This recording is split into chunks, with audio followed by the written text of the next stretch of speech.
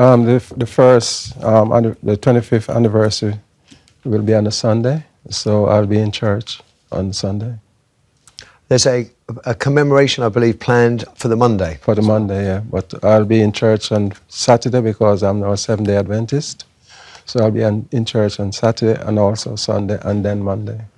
Have you always been a man of faith, or is that? My upbringing was in faith. All my families are all Seventh-day Adventists. Right. But at the same time, it doesn't mean I just go to Seventh-day Adventist church. I go to any church because we pray to the same God. And yeah, very true. And presumably it has been a very important part of how you've dealt with the last 25 years. Without that, I don't think I'd be sitting here talking to you. Prince Harry is going along on Monday, is that right as well? I don't know who are the guests at the moment. Yeah, is that right? So it's all still up in the air. Yeah. I know that he has been a great supporter over the time. I think when I first met you was at Pride of Britain, I think. I still can't. It's difficult to. I mean, it must be very difficult for you, but I find it's 25 years. Yeah, it doesn't seem like 25 years. For me, it seemed as if it was yesterday. And before I was able to do my forgiveness, it was a burden I was carrying around. So I did a research into forgiveness because one of the things which I thought, you had to have the permission of the person who you wanted to forgive. Yes. But that doesn't happen. You can do it without their permission. There are, because of the length of time, if nothing else, there's a new generation coming through who may not even know Stephen's story. Could you outline for us what happened that day and what followed? Well, the last time I spoke to my son was the morning before he was murdered.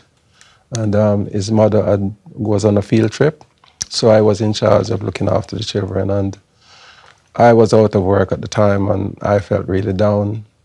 And looking through the window, and Stephen came down from his bedroom and saw me looking through the window and started questioning to find out if I was okay. And I said, yes, I'm fine. I think he went and had some breakfast, came back up, maybe forgot something. Then he said to me, Dad, you sure you're okay? And I said, yes. And then when he was coming back out to go to school, he said to me, Dad, you sure you're okay? And I said, yes. And then I reminded him that his mother was coming back in the evening, that he shouldn't go anywhere, he should come straight home. So I did dinner, and the other two kids came home from school.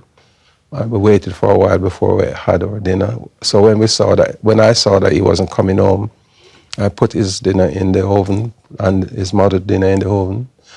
And she got back about 9 o'clock or 9:30. I went and picked her up in Woolwich. And I was still wondering why Stephen hadn't come home, because normally he would come straight home. So about just after 10 o'clock news, the door knocked.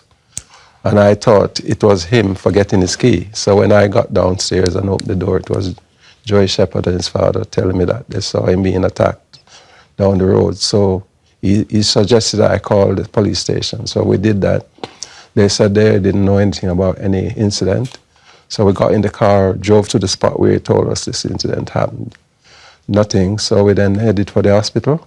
When we got to the hospital, there was an officer sitting in the car and one standing at the door. We went through, started looking in the places where they look after people when you get in there. Nobody. Then I spotted Dwayne. Dwayne was being followed. Now Dwayne was with his friend at the day. And so there was an officer following Dwayne, and they took us to a room and told us that they had Stephen. And we were to wait for them to come back and tell us. And all that was going through my mind at the time was that saying to myself, don't let them come back and tell me that he's dead. If he's lost a arm, if he's lost a foot, it wouldn't matter. Because I don't know if you sometimes watch films where the people who are waiting to hear sit in this room and looking down the corridor. And I was looking down the corridor to see if the nurse and the doctor were coming back. And when they came back, Dwayne was in the room with us, with the officer. And when they said to us that Stephen was dead, he fainted on the floor. And still couldn't take it in, because I saw him go to school. He was well, nothing wrong with him. And then we asked if we could see him. And they said we had to wait for them to clean him up. And so when they did, I still can't remember if I went in with Doreen or she went in after me. But from the minute I went in and put my hand on my son's body, my memory just went.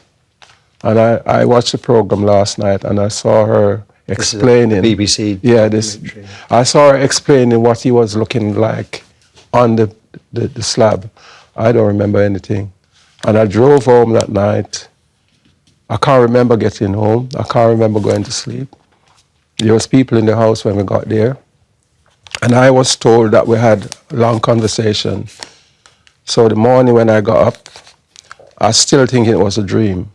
So I went upstairs, looked in his bed to see if it was slept in.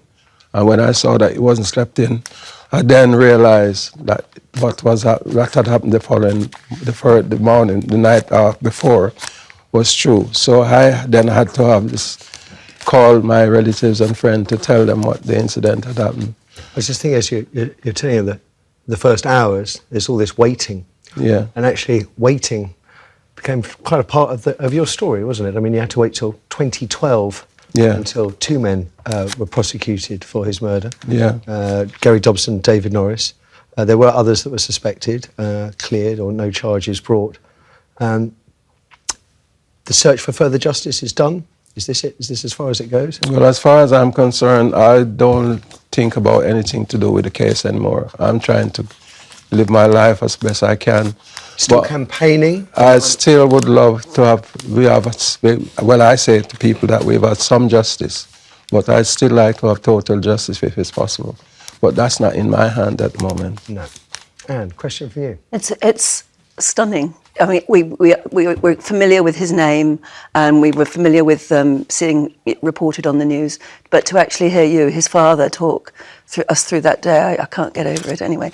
But we've been talking so much in recent weeks and months about what feels like a rise in violent crime, and more stabbings and more nasty, bitter racism. Do you think that as a society we're moving backwards? Well, I don't know where we're going, because one of the things which really affects me is the fact when I hear that there was some other youngsters being stabbed. I know it's a different kind of situation now. My son was killed in a racist incident. These youngsters, I just would like to find out why they're actually killing themselves, because they are the next generation. They should be looking to find ways to live together in peace and harmony. Instead, they're killing themselves, and I find that very frustrating. And baffling. Yeah, Yes, and it is, baffling. isn't it? Yeah.